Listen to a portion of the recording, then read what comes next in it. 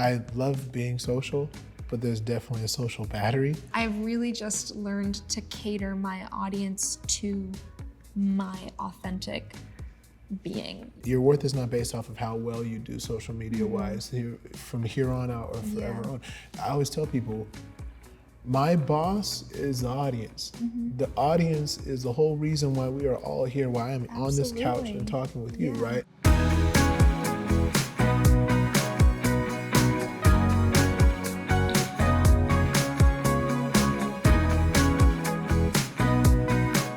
Hi. Hi. I'll formally, properly introduce him, Jordan. Jordan, Amelie. Nice to meet you. Nice to meet Most you. importantly, how are you? I'm doing well. I'm a little on the tired side, but I'm overall really happy and very lucky to be here. Of course, likewise. Like in regards to the tired part of things, like how that is. Let's start with the first question here, but that is something I'm curious about because I've experienced that a lot. Where even no matter tired or not, like try to keep everything going. How's it been for you? How do you manage the tired part of things? Yeah, it's an interesting question. I think eating a lot That of helps. food helps.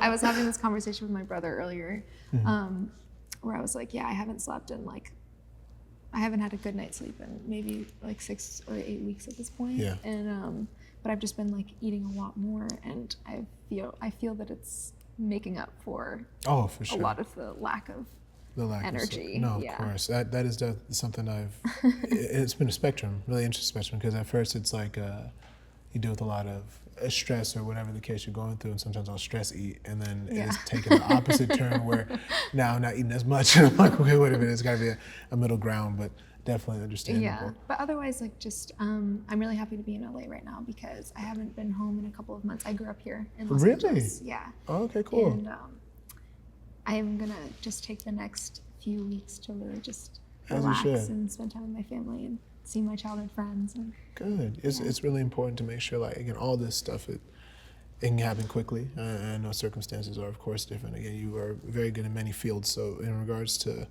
slowing everything down, it's probably very important for you to try to learn how to just slow everything down, and I'm certain you're doing that very well. I'm currently still trying to learn how to do that, so it's been quite a learning curve. How long have you been in the creator industry? This would be my 3rd year doing creator anything really.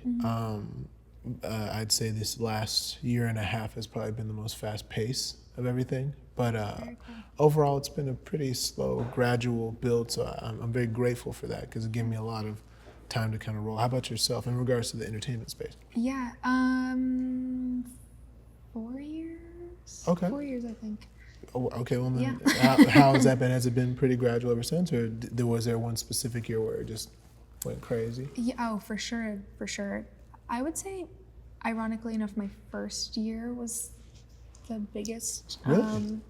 kind of most in my face year. So you jumped into the deep end immediately, actually. Yeah, huh? I mean, everything kind of happened in this very bizarre but fortuitous timing, and kind of within immediately sharing my life in a more public fashion online.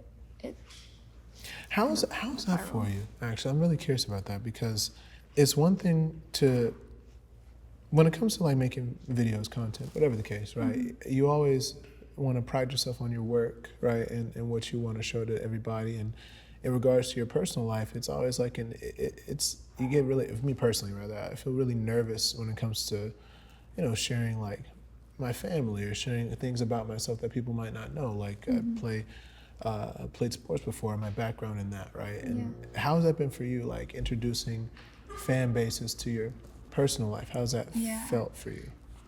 It's a really interesting question because I think with age, I've learned a lot more about how to navigate creating intimacy with the people who follow me while also maintaining the boundary of keeping that kind of personal life to myself. Yeah. In the first year of posting, I was really quite open with everything, with my relationships, friendship and romantic, and with my family, and kind of my day-to-day, which I don't ever live by the rules of regretting anything I've done, but it was certainly a learning curve. And as such, with the kind of public knowledge of so much of what was personal to me, I had to I was forced a little bit to withdraw because sometimes not everyone, though they may be well-intentioned, though they might be well-intentioned, they might not come across that way. Absolutely. And it was a really difficult time figuring out how to navigate this kind of balance of sharing my personal life while also keeping it really private. And I would definitely say there have been ebbs and flows. I think immediately after I went really, really private. And I've really maintained that kind of level of privacy. I think most people, unless they follow me really closely, don't know much of who's in my life, and unless they engage really closely with what I share, I remain kind of this like mysterious, elusive figure. Of course. Well, I think that's good though. That's very good because I mean, it gives you a sense of like you have that space to where you can really be you, and and not everybody knows exactly like, where you like to go to just relax, and where you like to go to just kind of be yourself. And that's another question leading to the next one. I know there's probably a list of questions that I'm not, I should be asking probably.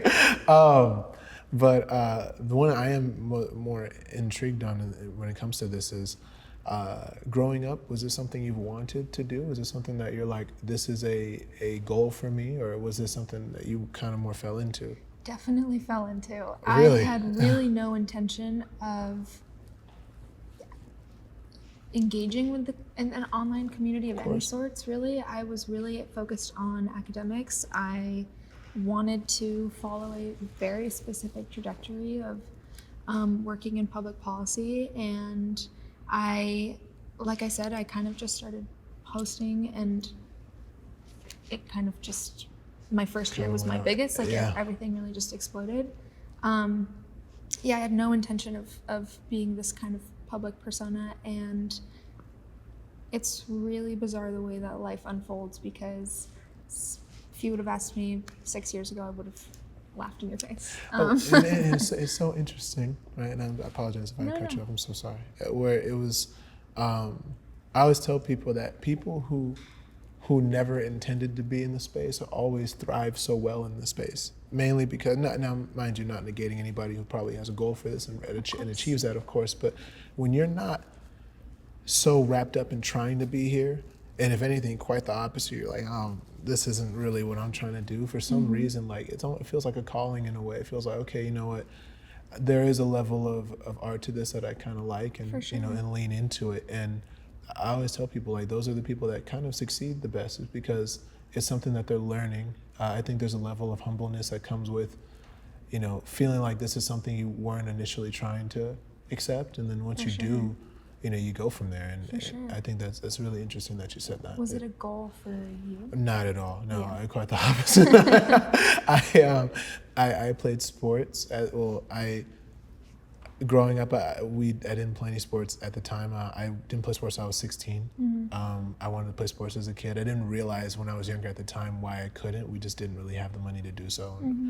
Growing up, we had obviously our hardships. So when I was 16, I was able to convince my dad to get me into an actual high school with like more than 300 kids in it, and to try playing baseball.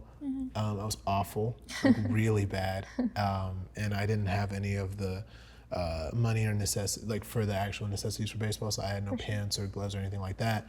I had a big old afro, and I didn't realize that you had to wear hats. There was a lot going on. But my goal was baseball. The minute I played it, I fell in love with it. My first day, it was the worst day ever practice-wise, but when I got home that night, I fell in love, and I'm like, I want to be a professional in this. It's like, it was the only thing on my mind, and I think that was my first sense of I can really dive into this obsessive nature that I have when it comes to just feeling like real passion.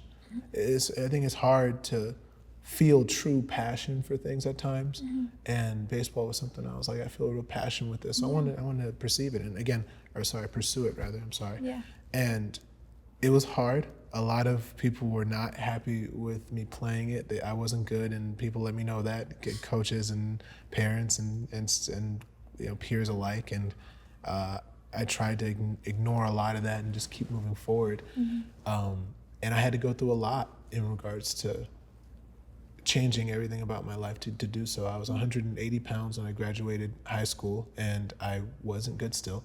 And no college wanted me except for one, and it was in Palm Desert. If you ever look up where that is, I don't want to. Do you know where Palm Desert is? Is it in California?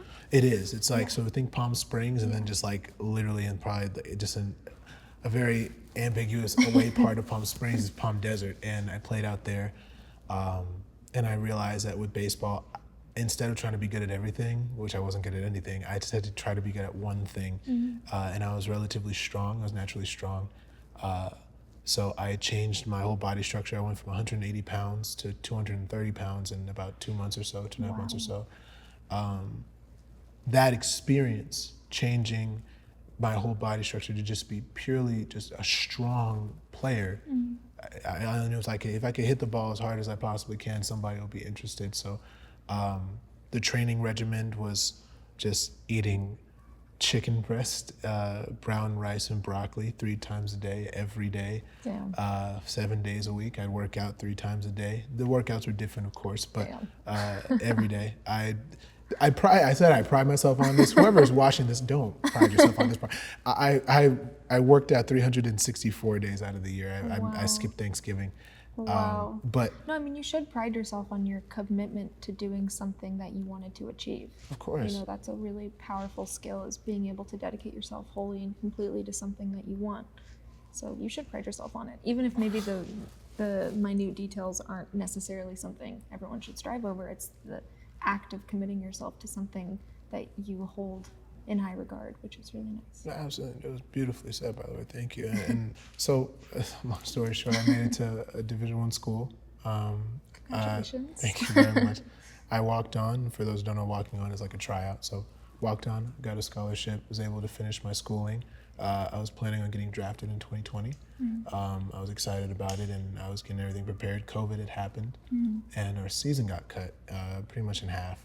And from there, things got real rocky because the draft happened. I wasn't a part of it, sadly. And so from there, we're all in the house. Everybody has TikTok, and everyone has videos. I didn't really know TikTok yet, so the only thing that I knew was that this whole journey that I went through with baseball, I just didn't want to have nobody know that it happened. So I made a documentary.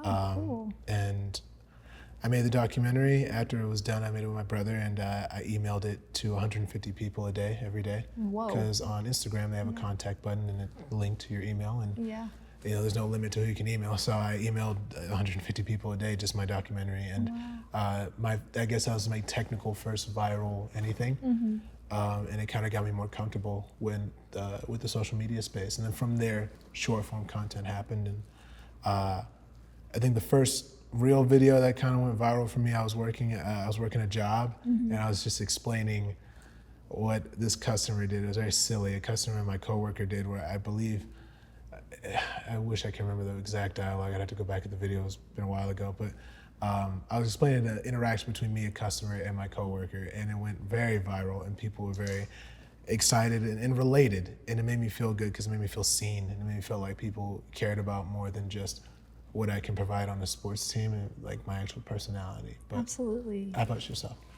I think my first viral video, which is like so cringe now that I look back on it. You're looking back, it's always like not the most like perfect video in the world. No, it was some sort of compilation of a video when I was really young, to a video of me present day 4 years ago. It was like some glow up trend. Right. Yeah, I definitely think that, unfortunately, my first claim to fame was like covered in vanity, so that's great. Well, it's funny you mentioned that, because I guess I'll lead to this next question for you then, because that is tough. I mean, in regards to social media, a lot of people find success from that vanity part of it. A lot of people are aesthetically pleasing to mass majority of fans, to where a difficult part would be like, hey guys, I also have a really awesome personality and a lot of talents and things of that nature. Is that something you feel like you face, where you're like, I have to show people that I actually do more than just, look a certain way? I would say maybe at the beginning, I felt this kind of need and desire to prove to people that I had a really strong educational background, and I had these really important perspectives on a lot of different topics. Yeah. And then I kind of grew up and realized that I don't know anybody anything, and if someone wants to categorize me as vain and palatable because of the way that I look, okay. And if you want to categorize me as someone who is more than just what I appear to be on the surface, then great. But it's really not my responsibility to force my identity down someone's throat. Of course. I mean, that's beautifully said. I mean, I think that's probably the best and most mature way to look at it. I think for yourself, knowing that the level of talent and level of hard work that you put in is very important. As long as you know that, I mean, the people will follow for that, you know what I mean? For sure. And I would say that it's definitely not an easy or simple thing to kind of wrap your head around. Not at all. Especially when we're perceived on such a massive scale. It's of course a natural inclination to want to prove somebody wrong if they have an incorrect assumption about your character or who you are. But at the end of the day, I think with maturity comes the knowledge that the only perspective that matters is the perspective that comes from yourself and also from the people in your life you actually care about. Absolutely. But it is really just a maturity thing, and if you, to anyone watching, like to anyone who is maybe in the boat of feeling the need to defend who they are beyond the way that they look because of the way that social media has categorized them or the way that people perceive them online, it'll come with time. You just have to work on it. Yeah. Of course. There's a gigantic perception, similar to your point in regards to people would watch my videos, and a lot of them think, like I said, I'm very passionate, so sometimes when I'll talk, like I'm very energetic. When I first started, I was talking like a million miles a minute, and I was like, why am I talking so fast? Yeah. So everybody always thinks that for a long time, they thought I was just like this wired person that's just always like just talking so quickly. Yeah. And like we've explained prior to this, I'm very introverted. Yeah. And I love being social, but there's definitely a social battery. For sure. And once it's gone, I want to be home and by myself. Yeah, there's nothing I love more than my own solitude. Oh my gosh, right? And don't get me wrong, I love people, but goodness, I value alone time for sure, just because I needed to think. And I relate to what you were saying in regards to perception over a reality sometimes. Yeah. And then there's another point where for the videos that we do make, right, or the content that we do make or put out to the world, that is me. It absolutely is me. But at the same time, this is also me. Of course, I'm very much like, I like low maintenance. I like very calm. I never am a fan of loud music. Yeah. I truly am an old man inherently. No, you have a really grounding presence. Your energy is like very mellow and warm. It's very nice to be around. Thank you. Likewise. It seems that you speak on maturity. You have such a very mature presence. It's very refreshing. Thank you. It used to be really planned, and I would spend a lot of time curating what I thought would do the best online. At the time, I think I had won the lottery in terms of the algorithm, and whatever I posted did really, really well. I don't know why, I don't know how. I can just say I'm very lucky for it.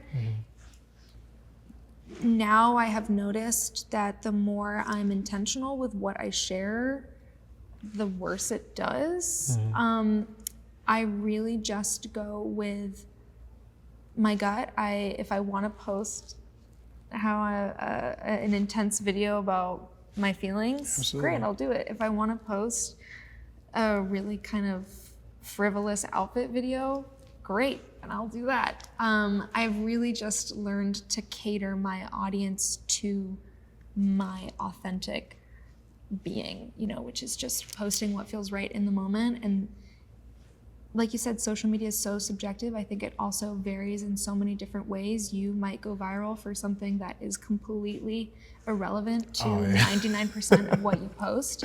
Yes. And then maybe you have to consider, I should shift maybe my narrative and how I present myself online. And then maybe when you do that, it doesn't do well. And like, unfortunately, I think especially with TikTok, there might not be a specific rhyme or reason why something does well, but I really do think, and this answer maybe isn't the most helpful, but I think so much of it is coincidence and luck. And if you happen to post at a time when something else was going viral that was really similar to it, it might do well. And maybe you weren't on that corner of the internet and you didn't know that was happening, but you did it and it coincided with that and it blew up. Like, I don't know, there's just so many, like you said, different ways to go viral on the internet that I'm not sure if there's a linear path for anyone. Right. Well, no, I think I respect that answer very much because you're right. And the thing is with social media, for people who are familiar and for those who are not, there's something I'll do my videos where I'll be like, come here, and I'll zoom in, and I'll be like, please get away from me, and I'll zoom out, or something fun like that. And a lot of people gravitated towards that, but for certain aspects, they gravitated towards it because they thought, if anything, it helped them focus in on what we're talking about. And I literally did it because I have a gigantic fear of sea creatures. Okay. And when I post videos, they are not scripted. Literally, it's just how I'm feeling, and then I'll post. I'll just also start going, and whatever happens kind of happens when I'm filming. And so I did the come here, get away from me thing just because it just felt like something to do. Yeah. And people gravitated towards it, and I like that because it's like a marker for me to help focus myself even. Very scatterbrained with a lot of stuff. So when I'm talking and I do the whole come here thing and zoom in, it helps me be like, okay, I'm gonna actually talk about this now that we're here. Yeah. But to answer this question about like, what is this secret sauce, or what is this, way to try to go viral or try to do these things? The answers I always give are never the best for people, just because I don't post at any time specifically. I post whenever I want to. All of my videos that have gone incredibly viral have been posted at 3 a.m. with no captions and no hashtags. And it's all because my brother had told me something that I follow to this day. And I followed it starting from, I believe, September 2022 on, where he said, an objectively good video is gonna do good. Yeah. It does not matter what time or what day or what you type or what you post or where you put it out, it's gonna do well. And I mean, and we've seen it. All of our funniest videos that we all laughed at, that we all thought were hilarious, that we sent to all of our friends and family, was the most out of focus video with no captions, nothing, because there's just something in there that was funny. And it helped my mentality, because now when I wake up in the morning, I I'll see if I can find something that I like and that people might like, and I'll put out there. For sure. Sorry. Oh, I'm so sorry. No, I cut you off. I don't have anything planned. I don't plan videos beforehand. I make them by the day, and it's whenever I'm feeling it that day, and I put it out there. And that's pretty much how I do it. That's how I monitor it. The secret sauce of it all is believing in yourself and liking what you're putting out there. Absolutely. And also kind of you have to put the ego away, because sometimes you'll post a video and you'll think, this is great. I love it. This is the best video to ever. And it just does awful. Totally. So quickly. And it just does awful. And sometimes you think to yourself, you know what, maybe it's just nice to me and a handful of people, but not everybody, right? For sure. And I think an important thing on that note is the success or lack thereof of a specific video has little to no significance in your worth as a human being, which sounds really silly, but I think once your whole identity is out in the ethos, it's really easy for the kinds of external validation that comes with digital success to dominate your own perception of yourself and your own sense of your own value. And when a video doesn't do well, it can be really easy to fall into the kind of trough of, oh, this must mean something or another Of course. about my value or my worth. And it really doesn't. It just just so happens to be that maybe this video wasn't as palatable for everyone as you thought, and that's okay. But that's definitely a learning curve. I think also, I'm not sure how old you were when you started posting, but I was 17, and I think I was 17 when I posted my first video, and definitely that was an age where a lot of what people had to say about me had great effect on the way that I experienced life and navigated through life. Well, I mean, even then, like, that's such a, because I remember back when I was 17, it was, I mean, perception is so important for you at that time. Like, you really do, as much as you try not to care about it, you really care about what people say about you. And that's the thing, too, where we talked about it early on. Age has a gigantic factor. I didn't start making videos and posting until I was 25, maybe 24-ish. At that time, I've already lived a good part of my life without having the social media aspect of things. So I always give people a lot of grace because, you know, some people, they get famous and viral at a young age, 18, sure. 19, 20, 16, 17, wherever that range is. Some of them are still going to school and then also doing it. So there's there's a gigantic amount of space to make a mistake in your life, or you know what I mean, and it can be so detrimental to someone, like you said, their personality, how they view themselves. And you're right, your worth is not based off of how well you do social media wise from here on out or forever on. I always tell people, my boss is the audience. The audience is the whole reason why we are all here, why I'm on this couch and talking with you, right? So because of that, you are no better than the next person. You're no better than the next person watching that video. So therefore, who am I to feel like I am more important than anybody else in a room when it's other people watching my videos that make me there? So For sure. Because of that, I think having that mentality really does keep you grounded and understanding that, you know, just because videos don't do well doesn't mean you're any less of a human being or any less of a great person that people love and care about.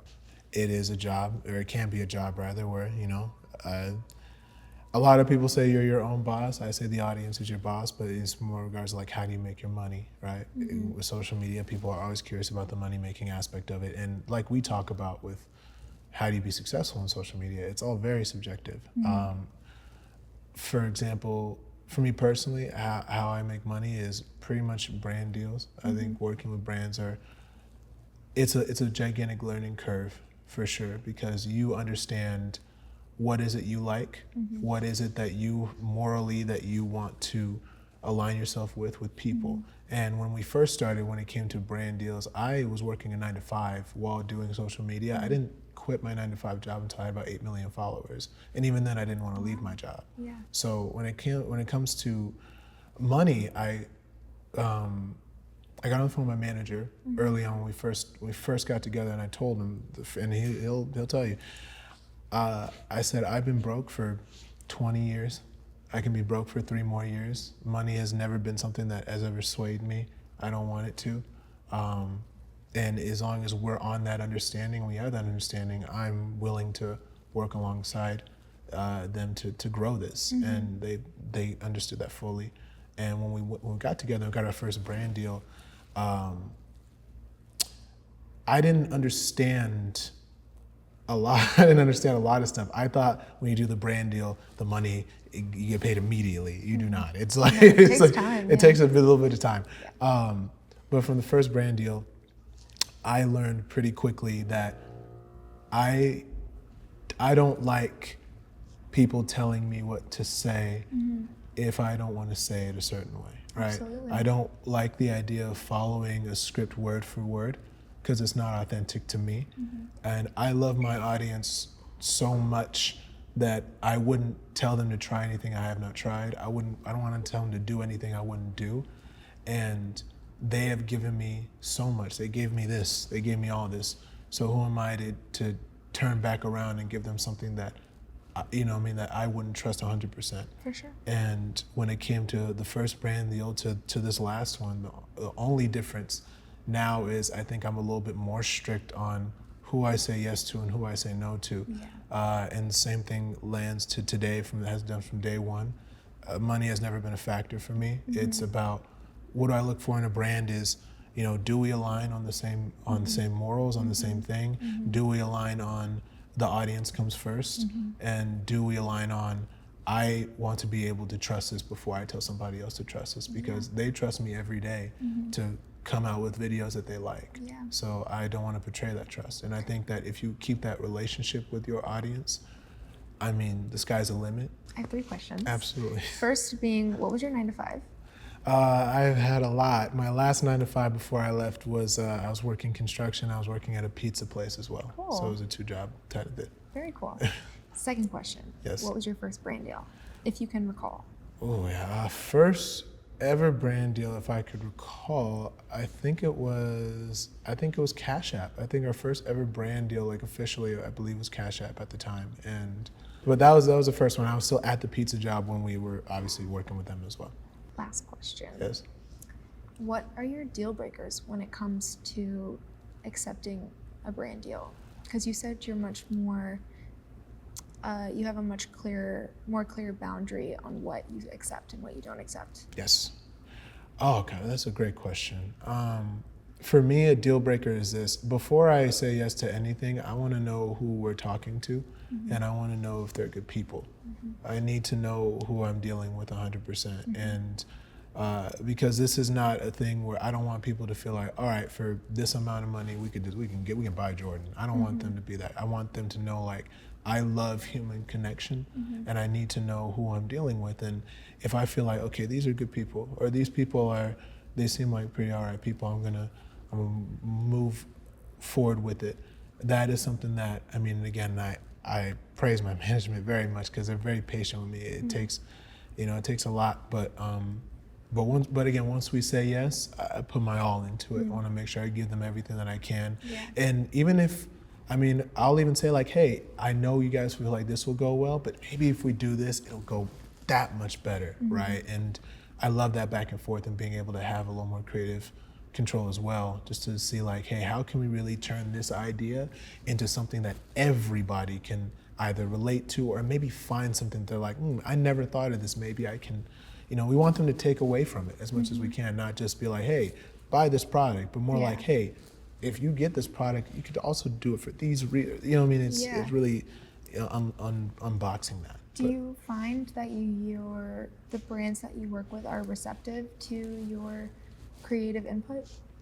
A good amount of them are at least open to hearing that. A few of them, weren't as much as I'd like for them to be, but again, like with everything, you give people grace, so, I can understand that it may be high stressful times for them and it might not be, in the cards at that moment, but I'm always willing to circle back around later down the road and see if there's something there for us. But it kind of just depends on, like we talked about before, does it align with what I align with, and are the people that I'm working with okay people? Like, can I talk to them and actually feel like there's a human being on the other side of the phone, right? Yeah. But how about yourself? First brand deal. I really don't remember. I will say, I think one of the first times I made money on social media was way back when some artist paying me to use their sound. And Really? I think that was not my first brand deal, obviously, because it's not Of course. brand. But yeah, I think that was the first time I made money.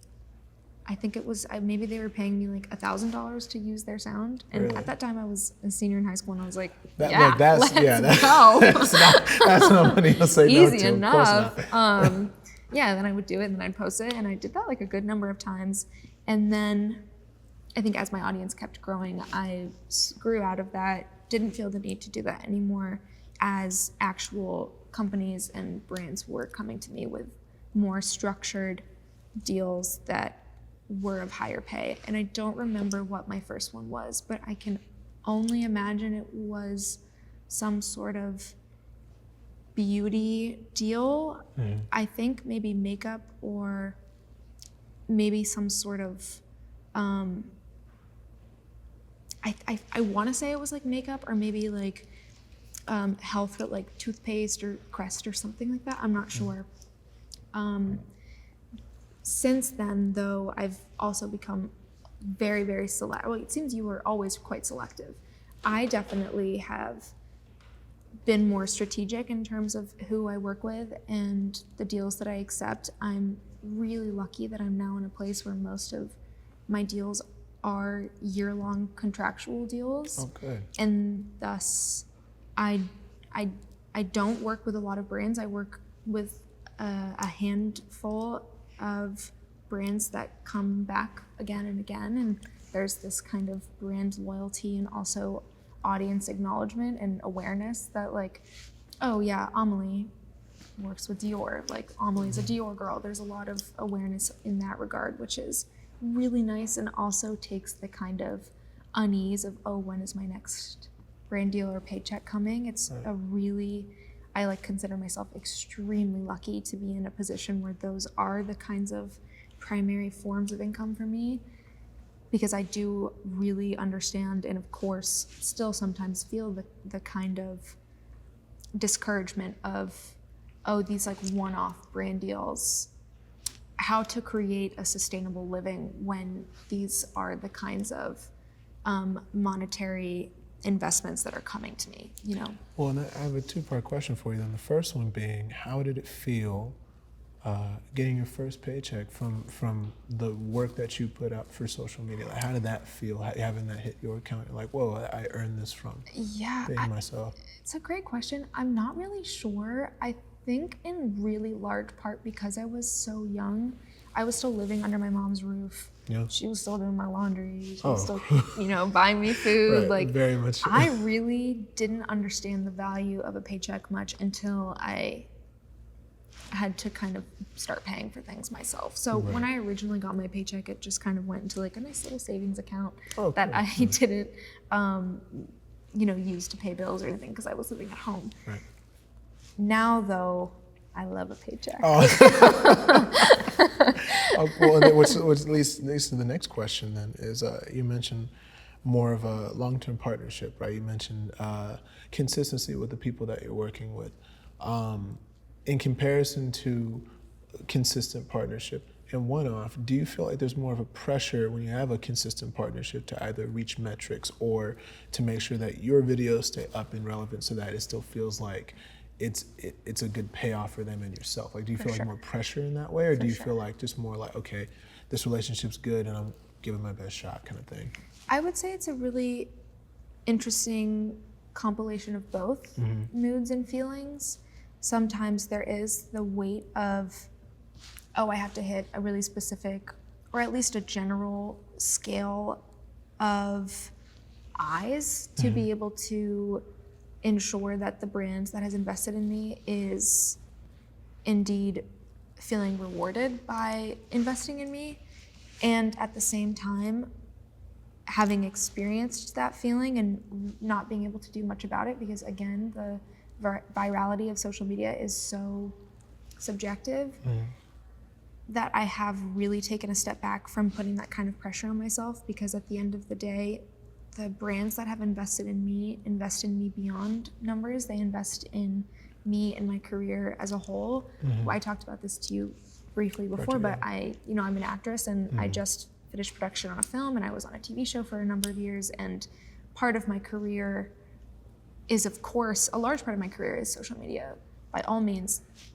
And a large part of my career is working as an actress, and these brands invest in me as a human being in terms of content creation, and also in terms of the prospect of my career and who I will be in a year from now when the movie comes out, or, you know, who I will be when I book my next job. And having that kind of freedom from feeling bogged down by the need to hit certain numbers has been really harmonious and like really lovely for me, because it can be really, really intense to ensure that in order to make a third party happy, you have to hit a specific number that it's nearly impossible to do just on your own. You know, so much of the success is entirely in the hands of the audience, and at a certain point you have to relinquish control and accept what is, and also hope that the people that you work with, especially if you have a close rapport with them and know that they're good people, will understand that not every time you post, especially an ad, it's going to kind of hit the numbers that you want it to. It's nearly impossible. Like, yes. Yeah. And sometimes you'll get really lucky, but I'll tell you, there's no better feeling than when you post something an ad and you're like, whoa, really it's actually doing well. Whew.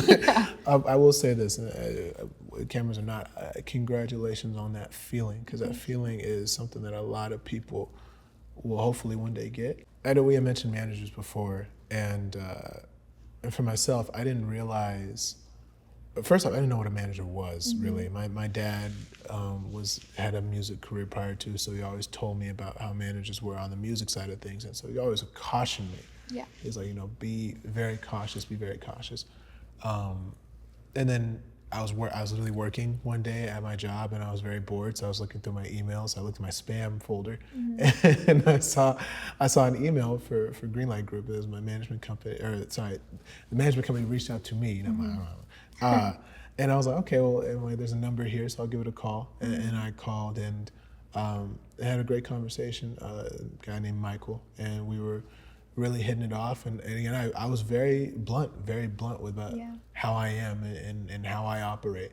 I very much have major trust issues. And just because we're working together does not mean I'm going to trust him off the bat. It doesn't mean that I'm going to trust what's going on. I'm a slow burn, and he understood that. Him and Doug, they both understood that, and they gave me time. And don't get me wrong, like we definitely butted heads a little bit, because they were letting me know how this social media stuff works, and I'm letting them know, like, I want to work my 9 to 5, and I want to. So it was a back and forth. And then at some point, there were, again, so like we talked about, there's like this harmonious, like parallel. At some point, we catch a vibe, and we're moving in sequence, to where, for me personally, I don't have a team in regards to editing or posting anything like that. It's just me. I point and shoot at a camera, and then I'll post it. Yeah. I am not the most technologically inclined, so I don't edit. It's simply just kind of one-off, and I'll let it out there. Yeah. And when it comes to brands, when it comes to events, when it comes to things that require a lot of, crossing the T's and dotting the I's and things of that nature, they have done a tremendous job at not only helping me through that. It's like they handle those with grace, and they also kind of teach me how that works as well. Right? So it's not like I'm just like, oh, they'll handle it. Like, no, they're like, hey, look how this works. Yeah. Because it's important not only for them, but for talent to know that, there are people out here that are aware that you don't know all the ins and outs yet, and they'll try to take advantage of that. And so knowing that you can have that power to be like, no, okay, I know what this jargon means. I know what this is going down. So my management, myself, from then on to now, it has been that. We leave an open space for us to share our opinions on what we think is a good move or not. And that's great. It's been a lot of fun that way. But how about yourself? Do you have a team? Is it you? I am represented in a lot of different areas. Okay. In terms of content creation, I have 2 agents in the digital space. Beautiful. At UTA, and then I have 2 managers who kind of represent me in my totality, not just social media. They handle the kind of ins and outs of deadlines and deliveries and et cetera, I have, I think, like 10 other agents in other fields of representation. Okay. And then I have publicists, which is awesome. But I shoot and produce and edit and do everything myself. If I have to shoot something, for example, I sometimes have the privilege, I'm also a Tiffany & Co. ambassador. Okay. And that's one of my year-long contracts. I have the privilege of sometimes, instead of shooting my own content, they will facilitate an entire campaign that I just then need to post on my page. So I don't really have to do any of the heavy lifting. I just sit and I smile and I show my hands and my earrings. Right. That makes it quite easy in terms of the Instagram kind of sides. And then they also will shoot video, and then that is one of my deliverables that I then just push to TikTok. Otherwise, yeah, I don't have any team that like does that kind of All the ins and outs of that. hands-on stuff for me. Yeah. Absolutely. But sometimes I just get lucky that I just have to share what an entire team of like 30 people have done, you know, on the brand side. And then I just And I'll tell you what, and I'll reiterate this too. It is perfectly okay, right, for people watching, of course. It's okay to have a team. It's Oh my okay God, to of have somebody that course. helps you, right? Yeah. Because again, like, look, doing this for years, it is not, I mean, if you're working every day to do it, you're doing it for Yeah. years on end, like, help is definitely appreciated, if right? I had a somebody- writer, like Oh, that right, would be awesome. of course, right. And Where it's- can I find that? Like we talked about, it's just it's a pick your poison kind of thing. Yeah. Right? It's whatever you feel is most genuine to you. For myself, I am big on. I've thrived and also lived in constant pressure, and you know there is a pressure to be like I want to deliver every day if I can, Yeah. all the time. Yeah. If I get a video out and it does very well in the morning, if I sit around for too long, 5 hours in, I want to do another one, Yeah. and then another one. And there's times where I mean I have a hard time sleeping. I'll post at 2, 3 in the morning just because I can't sleep, and that's Yeah. what I want to do. And Yeah. it's important to have to feed those passions. Absolutely. Yeah. I mean, it could be healthy for me. I'm a real obsessive person, so I like the idea of the process. I like the idea of like, oh, you know what? Okay, I'm having a hard time thinking of an idea. I need to challenge myself to be like, okay, by the end of the day, I really want to get an idea out, and you know, that's how I like to operate. But it's No, that's okay to have a great. team, and it's okay to be structured. You know. I would say that first and foremost, like we are the luckiest people in the whole world, right? We Of course. have the luckiest jobs in the entire world. We get paid to be at home and like Yeah. record on these little tablets. Like we are the luckiest people in the whole world. And I would say that first and foremost, my approach to understanding how big my reach is by sitting with the gratitude. Like that is something I spend most of my time doing. I rarely let the kind of negative aspects of being on this massive scale take over my being. It is of course impossible not to let it affect you at all, because I think with massive reach comes the inevitable hate train that everyone yeah, of course. experiences. Absolutely. I would say a concerted effort to put that to rest and not let it affect your being is the most important thing you can do when you're on this level, when you have this kind of scale. But I really just see it from like a gratitude perspective. I have really very little thoughts and opinions on my own public persona beyond, wow, I am the luckiest girl in the whole world. Like how is this my life? How did I get so unbelievably lucky to get here? Everything else I try really hard to not focus on because it's none of my business, you know, beyond just sitting with the gratitude of it all. When it comes to this stuff, you're right, and we talked about it before, it happens real quick. It's in your face, and by the time you don't feel it until after it's done, Yeah. right? I mean, for ourselves, working, it started with Kevin Hart, which is a wild sentence to say, but it started with Kevin Hart and then went to Method Man and then from there Donald Glover. And from those experiences, the thing that I've learned is, and we talked about it before, where it costs absolutely nothing to just try to be a good person. And it costs nothing to try to really sit and learn about who you're with. Absolutely. And with the most recent one with Donald, I mean, not only Donald and Method Man, all of them, they were so gracious as to allow me in their space. They were so gracious as to sit down and really talk with me, and to let me know who they are as human beings, and to take a chance with me. I mean, again, I was a person that's going up to them being like, hey, I have a really fun idea. Yeah. Please trust me. Yeah. And they did. And I was so grateful for that. And again, the immediate response after that had happened was, again, a lot more attention and a lot more things, of course. And I tell people this all the time: as much as you don't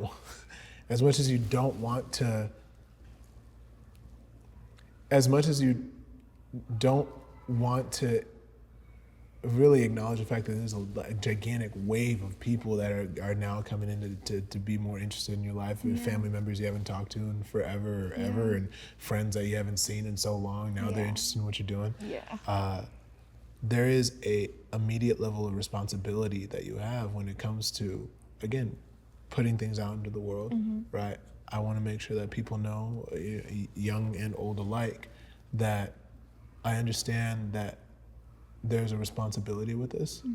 It is not to be taken lightly. It is to understand that I want to give my best, my absolute best to the audience as much as I possibly can. Of course. The things I like to keep close to me is faith and family. And as long as those keep centered, everything else can happen as long as I keep those two things close to me. And the benefits, the pros of all the attention now is that I have a lot more room to talk to people I thought I would never in a million years get to talk to and get to know them as people, which is so cool. Yeah. So cool. How lucky are we, right? How lucky are we, right? And then now the downsides. The downsides is, like we talk about, I'm incredibly introverted, like very much so. I very much like being in a quiet place, and sometimes you're going to be in situations where places are not so quiet, and there's going to be a lot of people, and you're going to have to take about 2-3 hours out of your day to understand that you're going to be talking to a lot of people, and all the conversations are very fun, and I love them, and I'm grateful for them.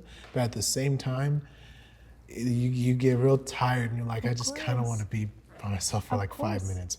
And with that being said, and again, I'm certain you've worked in the space with a lot of amazing people, and you'll see, like, okay, I'm dealing with this on a smaller scale right now, right? I'm still in the precipice of early parts of this career. Hopefully it can go longer.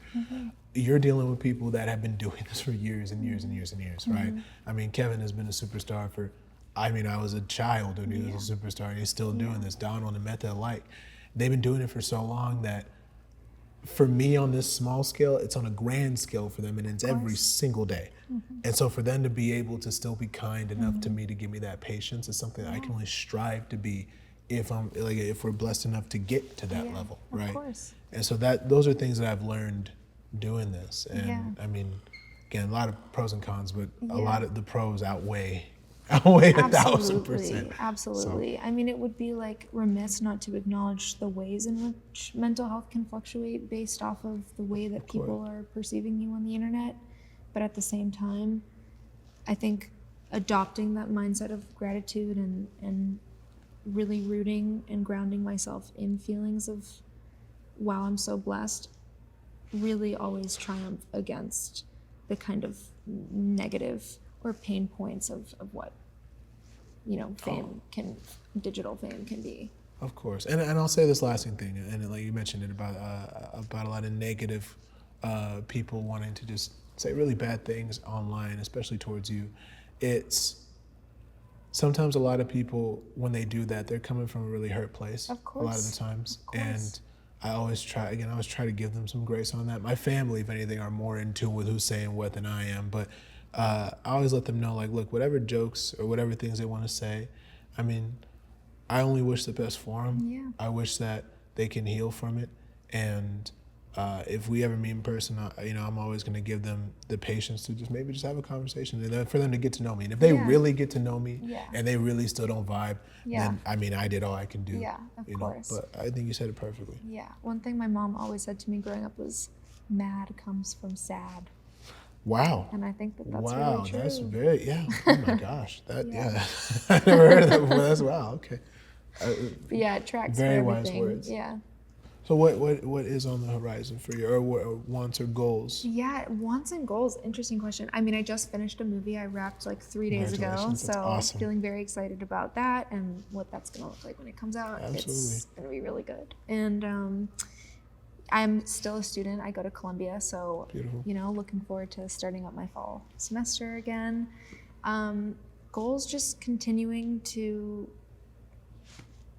exist happily and with a purpose, and whatever gravitates towards me, I'll accept with open arms. Just navigating life with gratitude and love. That's on the agenda for me. And whatever comes my way, I will happily accept and embrace, but otherwise, just living my life. What about you? Love that. Very nice answer.